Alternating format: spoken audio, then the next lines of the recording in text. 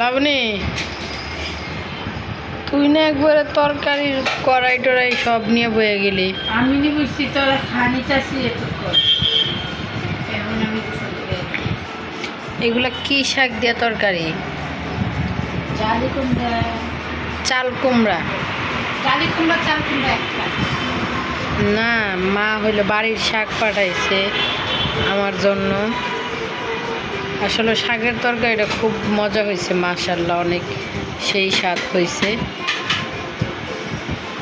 এগুলা রেখে দাও, তোমার হানিফ ভাই এসে তো ভাত খাইব, এখানেই রেখে দাও। তুমি কি ভাত খাইছ? কেন? ও, মরার মুখে রুচি নাই? হারবাল খাওয়ান লাগবো? না তাইলে খাই না। কি খাও? কিছুই খাই না। কিশমিশ? কিছুই খাই না। কিছুই না? এটা ফুটি দিয়া এটা ওই রান্না করতে একটা জালি নিয়ে আসো।